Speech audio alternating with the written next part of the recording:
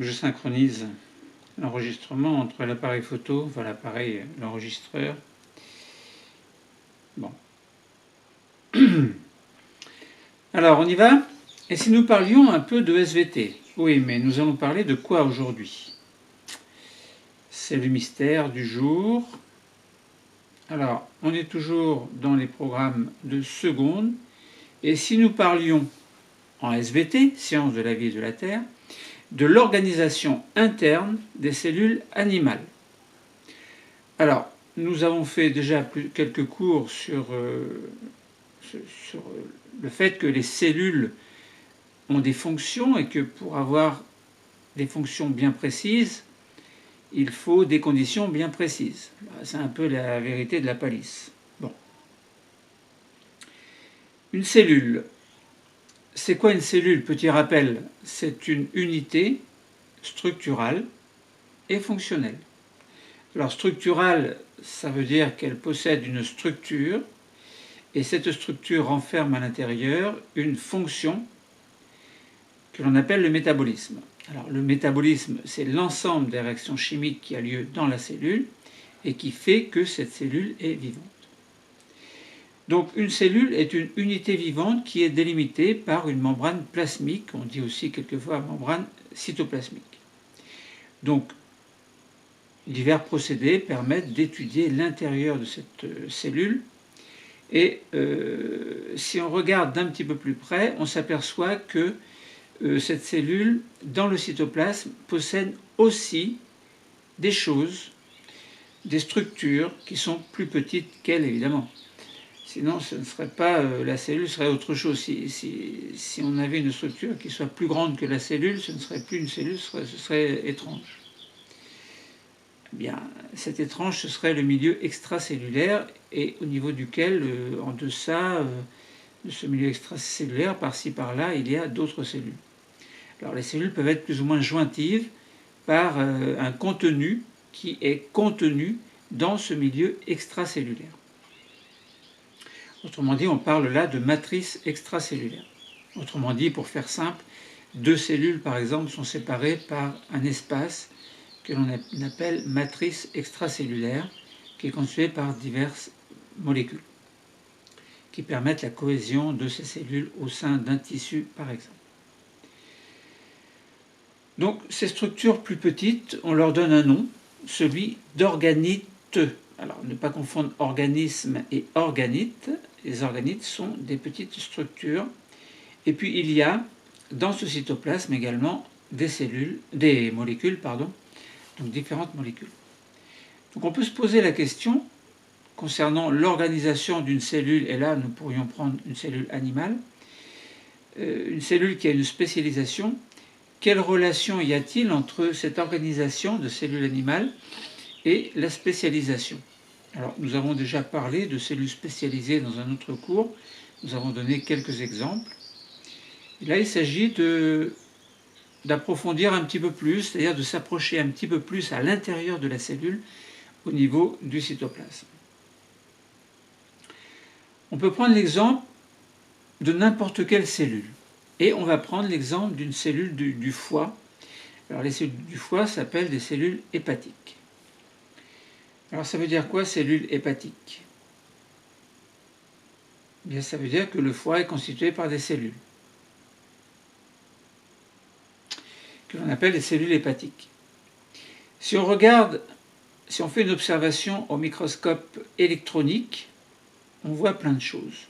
Alors il y a des colorations spéciales, différentes structures vont apparaître sous différents aspects, notamment sous différentes couleurs qui sont des couleurs qui ne sont pas des couleurs réelles, bien évidemment. Alors, donc on peut étudier le contenu du cytoplasme et on observe un noyau. Dans ce noyau, il y a bien entendu l'information génétique qui est sous forme de chromosomes.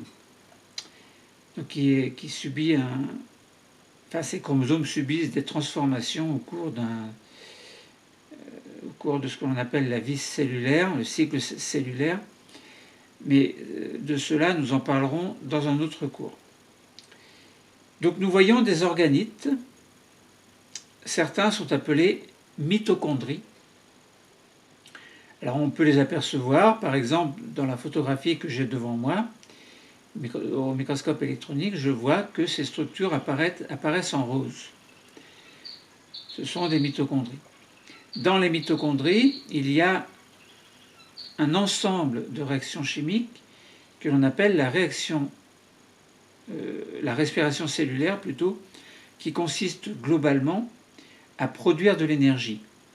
Alors, pour faire simple, cette respiration cellulaire, en fait, est une réaction qui, globalement, permet au dioxygène d'oxyder le glucose de manière à produire de l'énergie.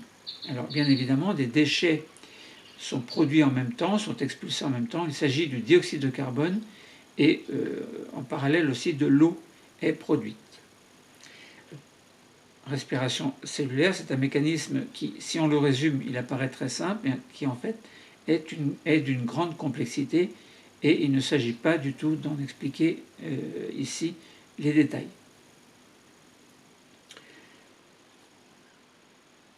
Donc si on regarde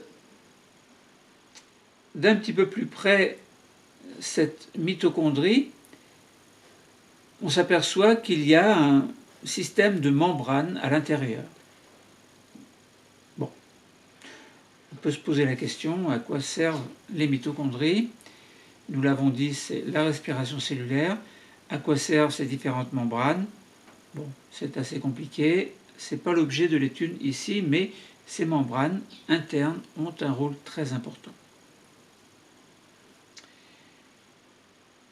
On s'aperçoit qu'il y a également dans ces cellules des réserves de glucose, entre autres.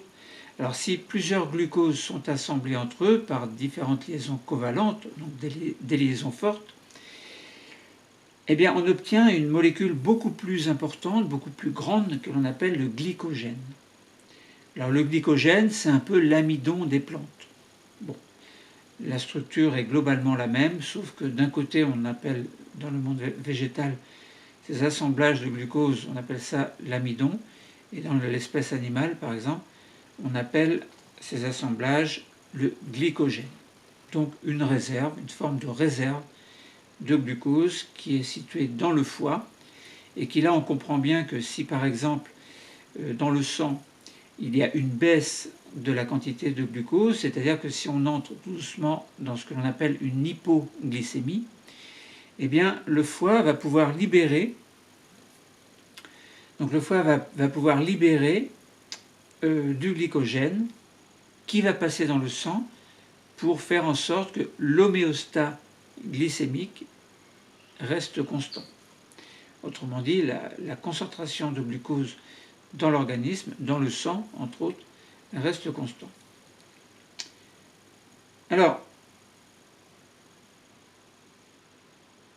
on peut s'approcher encore un petit peu plus,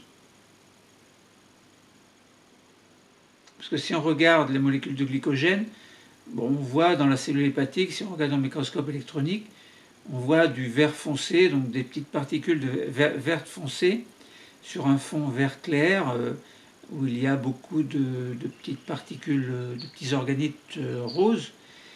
Bon, le fond vert clair, on peut dire c'est le cytoplasme, et puis ces petits points verts foncés, on peut dire que c'est le glycogène.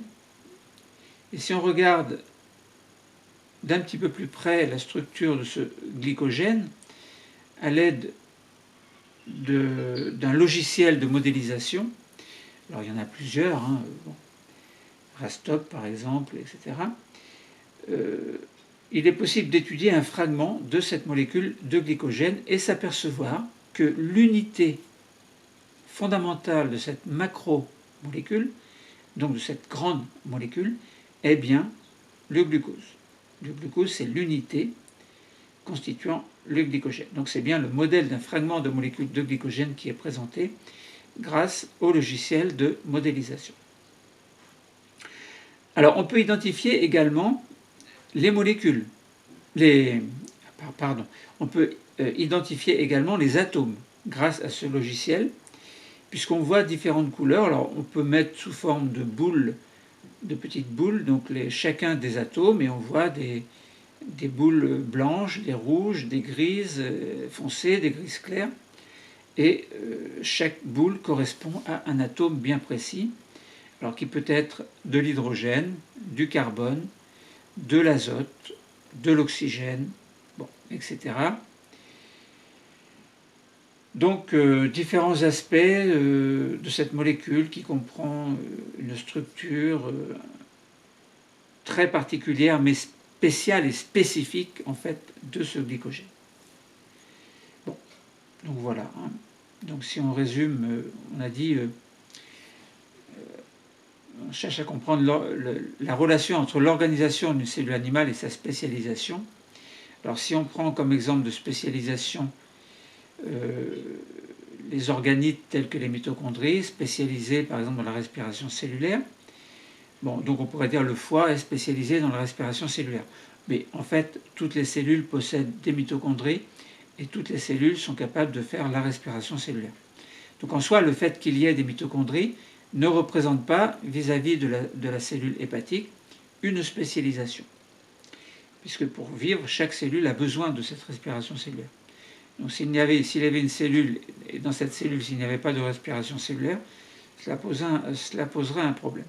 Mais il existe des cellules où ce rôle n'est pas assuré. Alors, il y a du glycogène stocké, et correspondant à un stock de glucose, donc on peut dire que la cellule hépatique est spécialisée dans le stockage. Mais il y a d'autres cellules qui sont capables de stocker en partie le glycogène. Bon, nous n'en parlerons pas ici. Donc, bon, est-ce que la cellule hépatique est une cellule spécialisée? Oui, elle est spécialisée, mais il existe d'autres raisons de sa spécialisation. Donc là, on a plutôt cherché à comprendre l'organisation de la cellule hépatique, qui est une cellule comme toutes les cellules qui possèdent une membrane, un cytoplasme, un noyau. Dans le noyau, il y a l'information génétique, très important, et puis différents organites, tels que les mitochondries par exemple. Voilà. Ensuite, on peut essayer de prendre un autre exemple de cellule spécialisée, qui est le mélanocyte. Alors, nous avons parlé des mélanocytes dans un autre cours, et nous avons dit que le mélanocyte, c'est une cellule.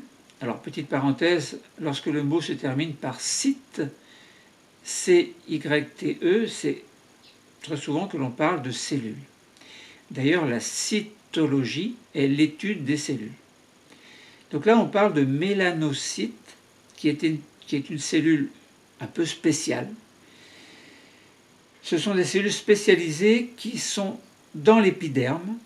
Alors, on avait vu que dans l'épiderme, il y a également des kératinocytes qui produisent de la kératine, qui est une protéine très résistante, qui donne à l'épiderme, donc au niveau de la peau, en partie superficielle, une résistance assez conséquente. La mélanine, elle, est produite par d'autres cellules de l'épiderme, et ces cellules, on les appelle des mélanocytes. Autrement dit, les mélanocytes fabriquent de la mélanine, qui est un pigment qui est responsable de la coloration de la peau. Alors, s'il n'y a pas ou très peu de mélanine, la peau sera très claire. S'il y a beaucoup de mélanine, ou si les vésicule qui contiennent la mélanine sont très importantes, ou assez grosses, la peau sera d'autant plus foncée. Un mélanocyte contient des organites particuliers, organiteux, attention de ne pas confondre avec organisme, des organites particuliers que l'on appelle des mélanosomes.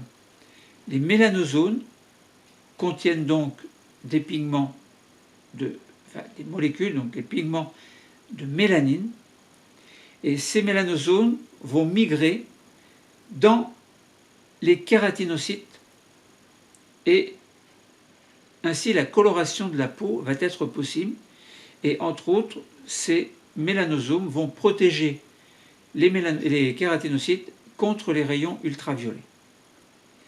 Donc vous voyez que les mélanocytes, qui sont situés plutôt en profondeur de l'épiderme, alors attention, pas dans le derme, mais bien dans l'épiderme, sont des cellules qui possèdent des espèces d'invagination qui vont s'insérer, s'intégrer entre les kératinocytes, et ainsi les mélanosomes vont pouvoir migrer vers le haut et donner à la peau une couleur, la coloration donc, que l'on appelle le bronzage, qui est juste une pellicule plus ou moins importante de mélanine. Alors, ces mélanosomes, donc, on peut les regarder au microscope électronique également. Hein, on voit très bien la délimitation entre les kératinocytes et les mélanocytes qui contiennent ces mélanosomes, donc qui sont plus en profondeur de l'épiderme. Si on regarde un mélanosome dans un mélanocyte, on les voit en microscope électronique, ils sont très foncés. Et si on regarde, grâce au logiciel de modélisation, ces mélanosomes, pas ces mélanosomes, mais les molécules qui sont à l'intérieur et qui s'appellent mélanine, eh bien on s'aperçoit que, pareil, il y a une structure bien précise, alors qui contient, on voit bien plein de petites boules dont je vous ai parlé tout à l'heure, qui correspondent à des atomes bien précis, donc des boules blanches, rouges, grises, bleues, et qui correspondent donc à une molécule précise donc, qui s'appelle la mélanine. Et la mélanine, on s'aperçoit que, contrairement au glycogène, la mélanine n'est pas l'unité de base d'une molécule beaucoup plus grosse. La mélanine est une molécule en soi. Hein, donc le glucose tout à l'heure constituait une unité intégrée dans une macromolécule de glycogène. Ce sera le même principe pour l'amidon chez les plantes. Mais là, ici, la mélanine est une molécule particulière, qui a une structure particulière et que l'on peut voir grâce au logiciel de modélisation.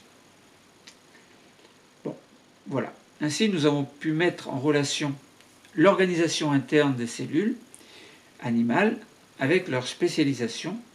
Donc, on a présenté différents niveaux d'organisation.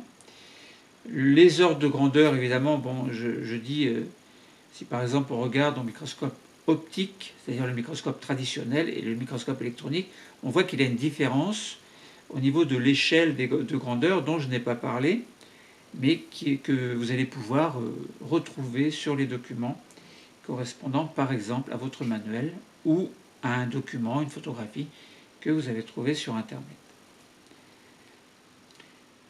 Donc deux exemples ont été présentés, celui de la cellule hépatique. Alors on n'a pas vraiment délimité de